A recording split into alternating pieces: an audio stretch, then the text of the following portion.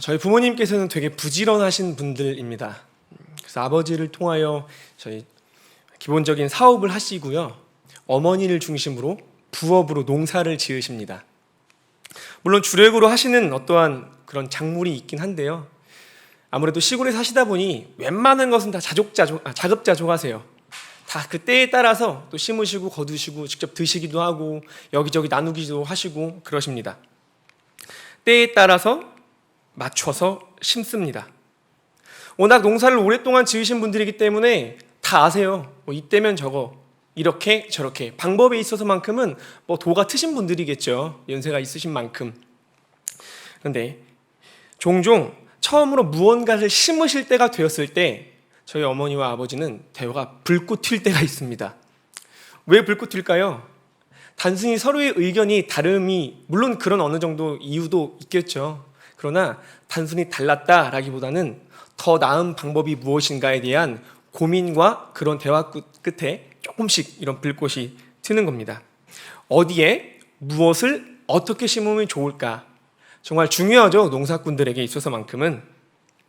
물론 풍성한 수확을 거두기 위해서는 단순히 심는 것만 중요한 건 아닐 겁니다. 꾸준히 관리를 해야 되고요. 물도 잘 줘야 되고 때에 따라서 어떻게 대처를 해야 되는 것들도 분명히 존재합니다. 그러나 처음 어떤 작물을 어떤 장소에 어떻게 심느냐는 정말로 중요합니다. 아마 농사를 지으신 분들이거나 고향에 또 농사를 지으셨던 그런 경험이 있으시다면 제 말을 충분히 이해하시리라 생각이 듭니다. 농사 중에 가장 어려운 농사가 여러분 뭘까요? 네, 자식 농사죠. 네, 물론 저는 아직 4살, 2살밖에 되지 않는 그 아주 작은 아기들과 함께 살기 때문에 제가 이 표현에서 뭔가 맞봤다는 것 자체가 좀 교만일 거라고 생각을 합니다. 근데 요즘 들어서 계속 첫째 아들을 보면서 제가 많은 것을 느낍니다. 첫째 아들이 제가 했던 말, 아내가 했던 말을 정말로 하나도 떼놓지 않고 그 토시 하나 안 틀리고 고스란히 따라하기 때문입니다. 제가 저희 아버지에게 전화로 유 사장님 잘 지내시죠? 이렇게 말을 종종 하거든요. 그러면 저희 아들이 할아버지와 영상통화할 때 유 사장! 동일하게 표현합니다. 아마 의미는 다 알지 못하겠지만 아빠가 하니까 그게 할아버지의 뭐 별칭이든 어떤 맞구나라고 생각해서 말을 하겠죠. 또 그게 끝이 아닙니다. 제가 아들에게 한번 그런 적이 있어요. 찬솔아, 아빠가 이거 한번 어떻게 하는지 알려줄게. 제가 이 말을 한번 했거든요. 그 뒤로 뭐만 하면 다 알려준대요. 이것도 알려주고 저것도 알려주고. 제가 하나님께 받는 가르침보다 아들한테 받는 가르침이 더 많은 것 같습니다. 요즘에는. 그만큼 아이들을 보면서 어떤 걸 느끼냐면 정말 인격이 지금 세워져 나가는 이때 내 말, 내 행동 하나가 정말로 중요하게 심겨지는구나. 이 심는 것이 얼마나 중요한지 다시 한번 생각하고 확인하고 절실히 느끼고 있습니다. 이러한 심음과 거둠의 원리는 농사꾼들과 각 부모에게만 해당되는 것은 아닙니다. 신앙생활에서도 동일한 원리가 있음을 오늘 본문에서 우리에게 이야기하고 있습니다. 이 갈라디아서의 배경을 간단하게 말씀드리면 바울은 전도여행 때 갈라디아에 있는 지방에 많은 교회들을 세웁니다. 그리고 바울이 다녀간 지 얼마 되지 않아서 이 유대인들이, 율법 학자라고 하는 유대인들이 그 교회를 가서 그 교회에 바울이 말한 복음과 다른 이야기를 합니다. 즉 구원받기 위해서는 믿음도 필요하지만 무엇이 또 필요합니까? 율법을 지켜야 하는 행위가 함께 있어야 한다는 겁니다. 물론 교회가 얼마 세워지지 않았기 때문에 이 어린 믿음의 신자들이기에 충분히 이 사람들이 예루살렘 교회에서 왔다고 했거든요. 그러니 권위자들에게 있는 이야기라서 충분히 흔들릴 수 있을 것 같습니다. 그러나 또 다른 어떤 이들이 겪고 있는 상황이 있었습니다. 당시 갈라디아 지방에 있던 이방인 그리스도인들은 복음을 접하면서 단순히 복음만 접하게 된 것이 아니라 복음을 접하면서 헬라 지방에 그들이 맺고 있던 관계가 하나씩 다 끊어지기 시작했습니다. 그들의 삶이 바뀌었기 때문인 거죠. 한마디로 사람들과의 관계가 끊어진다는 것은 그만큼 사회적으로 고립되고 있던 상황이라는 겁니다. 물론 바울이 함께 있었을 때는 그런 것들이 힘들고 어려워도 바울을 통해서 위로도 받고 격려도 받고 성경 공부를 통해서 분명히 쉽게 회복이 되었을 겁니다. 그러나 바울이 일정 시간이 끝나고 떠나게 되자 그들은 실질적으로 이 현실을 마주하게 된 겁니다. 쉽지 않은 이 현실을. 바로 이때 자신이 예루살렘 교회에서 왔다면서 권위를 세우고 바울이 말한 것뿐만 아니라 바울이 너희에게 놓친 게 하나 있어. 율법을 함께 지켜야 돼 라는 이야기를 하자 이 말은 단순히 그들에게 있어서 율법 하나 지켜야 돼 이것으로 끝난 게 아니라 로마도 인정한 유대인의 집단과 무리에 그들이 공식적으로 합류할 수 있었던 겁니다. 그러니 그들의 입장에서는 그냥 하나의 새로운 가르침을 넘어서서 우리 지금보다 조금 더 안정적인 공동체에 있을 수 있겠구나, 조금 더 단단해질 수 있겠구나, 사회적으로 적어도 매몰되진 않겠구나. 그들 입장에서는 아마 율법학자들의 말이 되게 매혹적으로 다가왔을 겁니다. 이러한 상황에서 한 학자는 이 당시 갈라디아 교인들의 상황을 이렇게 해석합니다. 띄워주시겠어요? 갈라디아 신자들은 단지 교리적으로 위험한 생각을 받아들인 사상범들이 아니라 실제 구체적인 잘못을 하다가 적발된 현행범들이다. 제 말 이해하시나요? 단순히 하나의 사상을 받은 것이 아니라 실질적으로 그들은 이 율법학자들에 의해서 그들의 삶이 변화되어서 어떠한 부분을 분명하게 잘못 행동했습니다. 행위를 가져갔습니다. 그렇기 때문에 단순한 사상범이 아니라 이미 행동을 통해서 따라간 현행범이다. 이렇게 평가를 합니다. 이러하니 바울의 입장에서 얼마나 답답했을까요? 불이 나겠죠.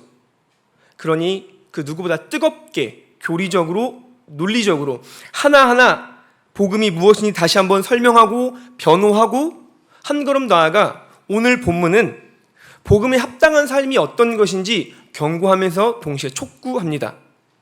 쉬운 성경으로 7절은 이렇게 번역해요. 스스로 속이지 마십시오. 하나님을 속일 수 없습니다. 사람은 자기가 심은 대로 거둘 것입니다. 여기서 스스로 속이지 말라는 말은 수동태로서 조금 쉽게 설명하면 미혹받지 말라라는 뜻입니다. 그래서 조금 상황에 따라서 의역하면 앞에 있는 이 글처럼 우리가 볼 수 있습니다. 미혹받지 마세요. 하나님을 결코 속일 수는 없습니다. 결국 잘못 심게 된 것은 드러나게 될 것입니다. 바울이 말한 즉 열매를 통해 분명히 이후에 확인된다는 뜻이죠. 마태복음 7장 20절은 이렇게 말합니다. 이러므로 그들의 열매로 그들을 알리라. 우리가 잘 알고 있는 말씀입니다. 그리고 바로 이어지는 8절에서 그는 비교를 통해서 동일한 이야기를 반복합니다. 자기 육체를 위해 심으면 썩어질 것을 거두고 성령을 위해서 심으면 영생을 거둔다. 여러분, 육체를 위해서 심는다는 것이 무엇일까요? 앞선 5장 19절과 21절은 이렇게 이야기를 합니다. 우리 함께 앞에 보면서 읽어볼까요? 시작. 육체의 일은 분명하니 곧 음행과 호색과 우상 숭배와 주술과 원수 맺는 것과 분쟁과 시기와 분냄과 당 짓는 것과 분열함과 이단과 투기와 술 취함과 방탕함과 또 그와 같은 것들이라. 아멘. 이 부분에 대해서 존 스토트 목사님은 이렇게 말을 합니다. 육체를 위하여 심는 것은 육체를 십자가에 못 박는 것이 아니라 도리어 육체를 만족시키고 애정으로 길러가고 애무하며 그것을 아첨하는 것이다. 우리가 심는 씨앗은 넓게 말해서 우리의 생각과 행동이다. 그의 말은 상당히 통찰력이 있습니다. 지극히 인간을 기준으로 한 나 개인의 생각과 행동을 통해서 살아가는 것, 그것이 바로 우리의 자기의 육체를 위하여 심는 것이다 라고 말을 합니다. 반대로 성령으로 심는 것, 무엇일까요? 성령을 따라 심는 것은 바로 성령의 인도를 받는 것을 말하는 거죠. 그래서 5장 22절과 23절은 이렇게 말합니다. 오직 성령의 열매는 사랑과 희락과 화평과 오래 참음과 자비와 양선과 충성과 온유와 절제니 이 같은 것을 금지할 법이 없느니라. 아멘. 위에서 언급한 이 9가지 성령의 열매로부터 나오는 그 씨를 심는 것을 말합니다.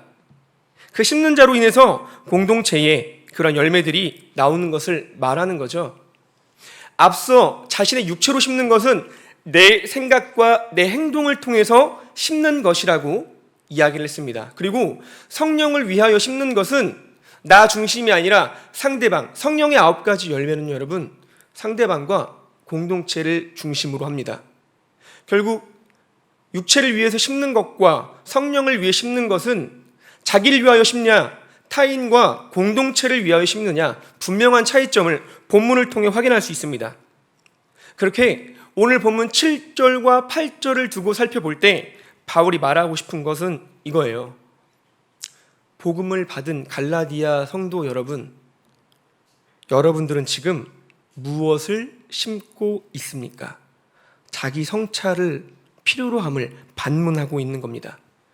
여기서 바울의 말의 핵심은요, 거두는 것에 있지 않습니다. 심는 것에 있다는 것을 우리는 알아야 합니다. 최근에 제가 중등부 학생들을 만나서 이런저런 이야기를 많이 듣습니다. 공통적으로 이야기를 듣는 게 있다면 좀 외롭다는 거예요. 코로나 이후에 이제 다시금 모이기 시작했죠. 물론 오랜만에 온 친구들은 외로울 수 있어요. 어색할 수 있어요. 힘들 수 있어요. 그런데 조금 저의 책임도 있겠으나 웃긴 것은 이런 이야기가 그들의 입에서만 나오는 것이 아니라 교회를 나오고 있는 흔히 말하는 인싸들에게도 그런 이야기가 있다는 겁니다. 왜 그럴까요? 동일하게 아이들이 물어봐요. 말을 해요. 힘들다고. 분명히 그들은 나름 부서 안에 중앙에 있는데, 중심에 있는데 이야기를 합니다. 동일한 이야기를 해요. 힘들다. 네, 지금 다 힘듭니다. 아이들한테도 이야기를 해요. 저기 있는 친구들도 힘들고 너희들도 힘들고 지금의 이때는 정말 힘든 때인 것 같아. 그런데 얘들아, 교회에 오랜만에 나온 친구들은 그렇다 쳐도 너희들이 힘들다고만 말하면 되겠어? 너희들이 힘들다고 말하는 게 잘못되었다는 것이 아니라 지금 그 관점이, 그 심정이 너희들 중심으로 가지 말고 조금 우리가 먼저 은혜를 누리는 자로서, 적어도 인싸니까 너희들 기준으로 잘 나오지 않는 친구들을 한번 생각해 보자. 나 중심이 아니라 다른 사람, 상대방 중심, 공동체 중심으로 한번 생각해 보자. 그리고 권면합니다. 너희들도 힘들다고 외롭다고 말하지 말고 상대방이 와주길 기다리지 말고 너희들이 먼저 가서 말을 걸어보면 어때? 깜짝 놀라요. 야, 니는 왜 놀라? 생각을 안 해봤대요. 지금 그러한 시대에 우리가 살고 있습니다. 내가 중심으로밖에 생각할 수 없는 시대를 살아갑니다. 다시 한번 권면합니다. 그래, 이제부터 우리가 먼저 된 자로서, 누린 자로서 먼저 다가가자. 먼저 말을 걸고 그렇게 하나하나 우리가 먼저 시작한다면 그들도 그렇게 될 것이고 이런 문화가 퍼지고 결국 우리는 힘든 때를 살아가는 것이 아니라 우리가 함께 세워져가는 때를 맞이할 수 있지 않겠니? 저는 이러한 모습이 단순히 중등부에서만 필요하다고 생각하지 않습니다. 이것은 우리 교회 전반적으로 필요한 모습이라고 생각이 듭니다. 와주기를 바라는 것도 필요하겠지만 내가 지금 하나님의 은혜를 입고 있다면 내가 은혜 입은 자로서 받은 그 은혜를 먼저 가지고 나아가는 겁니다. 물론 지금 저희 부서 안에서 학년 대표를 맡고 있는 친구들이 있거든요. 학년들이 좀 더 끈끈하게 친해지기 위해서 학년 대표를 세웠어요. 그들을 통해서 공동체를 좀 더 단단하게 꾸려가려고 하고 있습니다. 그래서 그들에게 말을 했고 그들이 점점점 애쓸 거예요. 그런데 당장은 그 6명의 친구들이 각 학년당 2명씩이거든요. 그 친구들이 제가 말하는 것을 이해를 다 못한 건 아니에요. 어떤 식으로 목사님이 말씀하셨고 어떤 의도인지는 알고 있습니다. 비록 그들이 온전한 사랑으로 그 누군가를 바라보지 못하더라도 자신의 감정과 자신의 마음을 곧이곧대로 무엇인지는 다 모르더라도 그들이 정말로 그 영혼들을 불쌍히 여기고 다른 사람과 공동체를 생각하며 나아간다면 저는 이것이 바로 오늘 본문에서 말하고 있는 성령을 위하여 심는 것이라고 생각을 합니다. 그리고 이러한 모습은 저희 부서뿐만 아니라 우리 각 부서, 우리 교회가 필요합니다. 지금 교회에서 한창 대신방 기간에 있죠. 먼저 교육자들이 연락을 드리고 신방을 함으로써 성도들과의 관계에 친밀함을 갖고 더욱더 이 공동체에서 우리가 하나됨을 더욱더 주님 앞에서 나옴을 애쓰고 있습니다. 먼저 된 자로서, 먼저 하나님의 부르심을 입은 자로서 저희들이 먼저 나아서 가고 있습니다. 저는 이러한 대신방을 통해서 단순히 교육자를 통해서를 넘어서 각 목자들과 더불어 여기 계신 여러분들께서 동일하게 받은 그 사랑을 가지고 먼저 나아갔으면 좋겠습니다. 나 중심이 아니라 상대방, 이웃, 동역자 중심, 공동체 중심으로 말입니다. 그러한다면 정말로 힘들어하는 이 시기, 다시금 회복이 필요한 이 시기, 우리가 이 회복을 열매로 거둘 수 있지 않겠습니까? 그런 모습이 가득한 우리 교회가 되기를 간절히 소망합니다. 그러기 때문에 바울이 이 당시 갈라디아 교인들에게 말했던 그 질문을 우리는 우리 스스로에게 던져야 합니다. 과연 오늘 하루 우리는 무엇을 심었습니까? 우리가 바로 심기 위해선 매 순간 하나님께 여쭤야 합니다. 주님, 제가 하는 이것이 맞습니까? 단순히 나를 위해서를 넘어서서 이것이 정말로 하나님을 위한 것이 맞습니까? 어떤 마음으로 해 나갈 것인지, 누구를 위해 해 나갈 것인지 우리는 끊임없이 생각을 해야 한다는 말입니다. 여러분, 이런 사람이 있죠. 좋은 것이 좋은 것이다. 저도 상당히 낙관적인 사람이긴 한데 낙관적인 사람과 낙관주의는 다릅니다. 잘 되겠지. 여러분, 이런 생각 가지고 했을 때 다 잘 되던가요? 아니요. 개인의 욕심인 겁니다. 정말로 애써도 어려운 이 현실 속에서 내가 더욱더 하나님 앞에 묻고 하나님 앞에 나아가지 않고 잘 되겠지, 이런 생각을 가지고 우리가 하나하나 살아간다면 어떠한 열매가 있겠습니까? 또 어쩔 수 없다고 자기 합리화하는 부분들도 분명히 있을 겁니다. 하나님, 여기까지요. 이제는 안 됩니다. 물론 이 말 앞에 내가 얼마나 애썼는지가 전제되어 있다면 그건 결코 제가 왈가왈부할 수 있는 것은 아닐 겁니다. 그러나 단순히 고민 더 하지 않고 하나님께 더 묻지 않고 저 모르겠습니다. 전 여기까지입니다. 어떠한 열매를 기대할 수 있겠습니까? 이 힘든 시기에 반면에 심는 것이 중요한 것이 아니라 결과 중심적으로 살아가는 사람들도 있습니다. 과정은 아무런 상관도 없고 그저 결과만 잘 나오면 된다고요? 오늘 바울은 분명하게 우리들에게 말하고 있어요. 심는 것에 집중하고 있지 열매, 거두는 것을 말하고 있지 않습니다. 물론 열매가 무시되어서 되는 건 아닙니다. 그러나 오늘 본문을 우리가 하나님의 말씀으로 받자면 결과가 아닌 과정, 심는 것의 중요성을 우리는 다시금 인지하고 하나하나 결과를 쫓아갈 것이 아니라 어떻게 내가 해 나가야 할 것인가 하나님께 물으며 하나하나 나아가는 것들이 오늘 이 시대에 우리에게 필요한 줄로 압니다. 코로나 위기 회복 이후에 회복을 꿈꾸는 우리들에게 있어서 우리가 심어야 할 것은 바로 성령의 열매라는 것을 여러분 기억하면 좋겠습니다. 우리가 심어야 될 것은 나 개인을 위한 것이 아니라 상대방, 내 이웃, 공동체라는 것을 여러분 기억하면 좋겠습니다. 이어서 9절 말씀을 우리가 함께 읽어볼까요? 시작. 우리가 선을 행하되 아멘. 여러분, 선을 행한다는 것은 앞서 말했듯이 성령을 따라 행하는 것을 말합니다. 그런데 여기서 바울은 낙심하지 말라 이렇게 표현합니다. 사실 여러분, 낙심하지 않을 수 있나요? 내가 성령을 따라 정말 쉽지 않은 십자가의 길을 걸어가며 나는 죽이고 주님만 드러나기를 원하는 그 마음으로 살아가는 하루하루 낙심하지 않을 때가 있었습니까? 아니요. 낙심되던데요. 저도 너무 힘들던데요. 바울이 말하는 것은 낙심하지 마라는 명령이 아닙니다.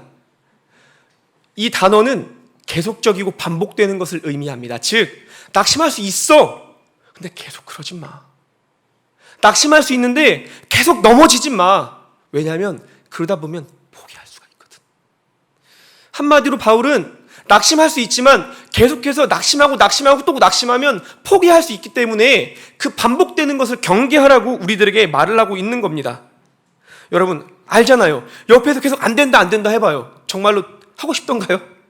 다 포기하고 싶어요. 그게 사람이에요. 그러니 바울은 우리 연약함을 알기 때문에 다시금 와서 강조하고 있는 거예요. 힘들죠? 그럴 수 있어요. 힘들면 쉬세요. 넘어질 수 있어요. 낙심할 수도 있습니다. 그러나 기억하세요. 계속해서 그러면 안 돼요. 왜냐하면 우리는 포기하지 말아야 하거든요. 여러분, 실질적으로 우리가 언제까지 포기하지 말아야 될까요? 좀 무서운 표현일 수 있겠는데요. 오늘 본문에 9절에서 말하고 있는 때가 이름에 거두리라. 이 때라는 말은 우리가 잘 알고 있는 단어죠. 카이로스, 하나님의 때입니다. 종말론적으로 해석하면 주님 재림하실 때까지예요. 그럼요, 결국 바울이 말하고 있는 것, 계속해서 선을 행하십시오. 언제까지요? 한 번, 두 번, 1년, 10년이 아니라 평생 주님 오실 때까지요. 넘어질 수 있어요. 그러나 포기하지 마세요. 계속해서 우리는 그 길을 걸어가야 합니다. 성령의 9가지 열매를 맺게, 우리를 통하여, 우리가 있는 그 공동체에서 나를 통하여, 내가 주의 사랑을 경험했다면 나를 통해 그 공동체에 사랑이 있어야 되고, 내가 평안이 있다면 내가 만나는 상대방에게 평안을 흘려보내는 것, 그것이 바울이 말하고 있는 포기하지 말고 선을 행해야 한다는 겁니다. 주님 오실 때까지. 그리고 마지막 10절은 그 선을 어떻게 행해야 하는지 그 원칙에 대해서 이야기합니다. 기회에 있는 대로 하라고 합니다. 이 또한 카이로스예요. 하나님의 때. 여러분 한번 생각해 봐요. 우리가 언제 하나님께서 나를 통해 역사하실지 다 아세요? 우리는 다 알 수 없죠. 아니요, 더 근본적인 문제로 돌아가 볼까요? 우리가 언제까지 살아있을지 여러분 아세요? 당장 주님께서 저를 내일 데려가실 수도 있습니다. 아무도 모릅니다. 그렇기 때문에 기회가 있을 때 행하라는 것은 미루지 말고 지금, 내일 하겠다고 말하지 말고 지금 살아있는 지금의 이때에 너는 가서 선을 행하라. 하나님께서 말씀하신 우리에게, 바울을 통해 말씀하시는 이 명령은 그 어느 때 정해진 때가 있다는 것이 아닙니다. 모든 순간, 지금부터 모든 순간 우리가 애써야 한다는 것을 말합니다. 누구에게요? 모든 사람에게. 조금 가혹하기도 할지 모르겠지만 하나님은 우리에게 틈을 주시지 않습니다. 모든 사람에게 모든 때에 선을 행해야 한다. 이것이 우리를 향한 하나님의 뜻임을 여러분 분명하게 기억하면 좋겠습니다.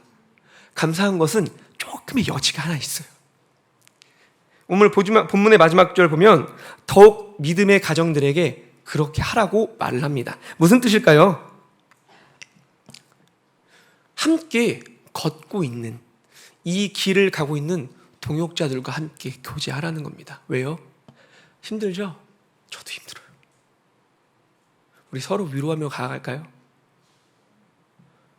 우리 서로 위로할까요? 세상은 우리를 다 위로 못해요. 주님만 우리를 위로할 수 있는데, 주님께서 오늘 본문을 보니까 우리가 함께 힘드니까 함께 의지하며 서로 주님을 나누고 일어나라고 합니다. 이것이 그 가운데 하나님께서 우리에게 주신 작은 축복입니다. 그리고 이 축복은 결국 이후에 우리가 누리게 될 천국, 그 천국이 있잖아요. 근데 그 천국을 우리가 이 땅에서 교회를 통해 누리고 있듯이 결국 이 이후에 주님 재림하실 때 완전한 그 교제를 누리기에 앞서 우리에게 허락하신 천국의 맛보기입니다. 그 맛을 보게 함으로써 승훈아 힘들지? 여러분 힘듭니까? 이 교제를 통해 다시금 일어나길 바랍니다. 우리 이렇게 위로하고 있다는 것을 여러분 기억하면 좋겠습니다. 단순히 끼리끼리 모이라는 것이 아닙니다. 세상 사람들 배제하고 너희들끼리 놀아, 너희들끼리 모여, 이것을 말하는 게 아닙니다. 우리의 교제의 목적은요, 먼저 주님을 나누고 그 주님을 나누는 교제 가운데 더욱더 풍성하게 열매를 맺기 위함이라는 것을 여러분 기억하면 좋겠어요. 그런 점에서 우리의 교제가 더 고차원적이었으면 좋겠습니다. 상향 평중화되었으면 좋겠습니다. 삶을 나누는 것도 중요합니다. 근데 삶을 나누는 것의 목적이 결국은 주님으로 말미암아 기쁨을 누리는 것, 그 가운데 회복이 일어나는 것. 저는 그러한 교제가 이 시기 가운데 다시 한번 일어났으면 좋겠습니다. 그것을 맛본다면 힘이 나지 않겠습니까? 정말 힘이 나지 않겠습니까? 제가 짧지만 교회들, 이 교회 저 교회 섬기면서 가장 힘이 되었던 때가 언제였냐면 정말 마음 맞는 동역자가 있었을 때입니다. 그 동역자가 꼭 교육자가 아니더라도 성도여도, 물론 대화를 나눌 수 있는 어떤 그런 주제들은 정해져 있겠죠, 누군가에 따라서. 그러나 그 사람이 교육자든 성도든 정말로 함께 주님을 나눌 수 있는 그 한 사람이 있다면 좋더라고요. 힘이 나더라고요. 일어날 수 있겠더라고요. 저는 그러한 기쁨과 은혜가 이곳에 있는, 이 자리에 있는, 그리고 여러분 목장에 있는 각 한 사람이 되었으면 좋겠습니다. 아멘입니까? 결국 9절과 10절도 여러분 마찬가지입니다. 바울은 낙심하더라도 포기하지 말고 오늘 지금 심어야 함을 강조합니다. 아까랑 똑같아요. 바울의 초점은 거두는 것에 있지 않습니다. 무엇에 있습니까? 또다시 심는 것에 있습니다. 이로 볼 때 결국 우리가 얻을 수 있는 하나의 결론, 하나의 가르침은 뭐냐면, 여러분, 인생은 심는 시간입니다. 거두는 시간이 아니라 심는 시간입니다. 그러나 그 가운데 우리가 거두는 것도 분명히 있죠. 우리가 흔히 열매를 맛본다 하죠. 열매를 봤다 하죠. 이 또한 아까 성도의 교제와 동일한 겁니다. 저 천국에서 누리게 될, 결국 우리가 애썼을 때 이후에 주님께서 이 땅에 오셔서 잘했다 나의 충성된 종아 라고 말씀하시는 그 열매를 우리는 미리 맛보는 겁니다. 하나님이 우리를 긍휼히 여겨주셔서 당장 눈에 보이는 그 열매를 통해서 다시금 우리가 일어나기를 원하고 계시는 겁니다. 하늘빛 우리 교회 가족 여러분, 주님께서는 무작정 해라고 등 떠밀지 않으시고요, 우리에게 분명한 목적과 가르침을 주시되 그 가운데 우리가 일어날 수 있는 은혜의 방편들, 회복할 수 있는 은혜의 방편들을 계속해서 주고 계십니다. 저는 다시금 회복이 필요한 이 시점, 코로나 이후 교회가 일어나야 하는 이 시점, 교회가 교회되는 이 시점, 예배가 예배되는 이 시점 가운데 하나님께서 우리에게 맛보게 해주시는 그 천국의 기쁨들을, 그 열매들을, 믿음의 교제들을 풍성하게 누리며 이 어려운 시기, 힘든 시기를 하나하나 헤쳐나가기를 간절히 소망합니다. 여러분, 하나님께서는 되게 감사한 게도 자신의 강권적인 역사로 딱 일을 하실 수도 있지만 그러지만은 않으시고 결국 연약한 우리들을 통하여 일하십니다. 마태복음 13장 31, 32절은 이렇게 말을 해요. 천국은 마치 사람이 자기 밭에 갖다 심은 겨자씨 하나 같으니 이는 모든 씨보다 작은 것이로되 자란 후에는 풀보다 커서 나무가 되며 공중의 새들이 와서 그 가지에 깃들이느니라. 아멘. 작은 씨를 천국에 비유합니다. 여러분, 비록 우리 각 사람이 연약하고 작고 내가 뭘 할 수 있을 것이며 지금 내가 지쳐 있어서 아무것도 못한다고 이야기하지만 결국 하나님께서 그런 작디 작은 우리를 통하여 이렇게 하나님의 나라를 세우기를 원하십니다. 그러하니 우리 이 말씀 붙들고 더 작은 씨가 되어서 우리를 통해 하나님 나라가 세워지기를 함께 소망하면 좋겠어요. 힘들죠? 힘드시죠? 저도 힘들어요. 저도 그러한데 삶의 여정 가운데 하루하루를 살아내는 여러분들은 오죽하시겠습니까? 그러나 다시금 말씀은 우리에게 힘을 줍니다. 사도행전 20장 35절 말씀은 이렇게 이야기합니다. 주 예수께서 친히 말씀하신 바 주는 것이 받는 것보다 복이 있다 하심을 기억하여야 할지니라. 여러분이 주님을 통해 받고 누리신 그 9가지 성령의 열매가 있으십니까? 나누십시오. 마음껏 나누십시오. 더 사랑하시고요, 더욱더 그 화평을 흘려보내시고요, 여러분 안에 있는 그 온유함과 그 절제를 내 앞에 있는 그 누군가에게, 목원에게, 동역자들에게, 목회자들에게도 괜찮습니다. 여러분이 만나는 그 모든 사람에게 마음껏 나누십시오. 그 사람이 더 복이 있다, 이렇게 성경은 말합니다. 그 복을 누리시는 여러분 되시길 소망합니다. 여러분, 우리 예수님의 삶은 어떠합니까? 성육신 자체만으로도 이미 주님께서는 이 더러운 세상에 자신을 심으러 오셨습니다. 그리고 33년 동안 자신이 아닌 인간을 위하여 이 땅에 자신을 심으셨습니다. 그리고 자신의 생명을 심으심으로 결국 어떠한 열매를 이루십니까? 이곳에 있는 우리들을 살리셨습니다. 이게 끝입니까? 우리에게 소망을 주셨습니다. 이 땅을 살아갈 힘을 얻을 수 있었습니다. 내일도 살아갈 것입니다. 소망을 갖고 살아갈 것입니다. 결국 주님께서 먼저 가셔서 예비한 그 천국을 마음껏 누리게 될 것입니다. 예수님의 그 죽음이, 예수님이 그 삶의 심으심이 이만한 열매를 낳은 겁니다. 요한복음 12장 24절은 예수님의 삶을 이렇게 요약합니다. 내가 진실로 진실로 너희에게 이르노니 한 알의 밀이 땅에 떨어져 죽지 아니하면 한 알 그대로 있고 죽으면 많은 열매를 맺느니라. 아멘. 이 땅에 하나님의 나라가 이루어짐에 있어서 당연히 하나님께서 일하실 겁니다. 우리가 할 수 있는 영역은 아니에요. 그러나 주님은 추수할 자를 찾으십니다. 즉 심을 자도 찾는다는 말입니다. 그 심는 자, 저는 다름 아닌 여러분이 되었으면 좋겠고요. 그 심는 기회를 뺏기지 않았으면 좋겠습니다. 취하십시오. 마음껏 취하십시오. 그리고 주님께서 주시는 그 축복을 온전히 누리시는 여러분 되시기를 간절히 소망합니다. 마지막으로 이 질문 드리며 우리 함께 기도의 자리로 나아가면 좋겠습니다. 여러분은 오늘 무엇을 심으셨습니까? 우리 함께 찬양할까요?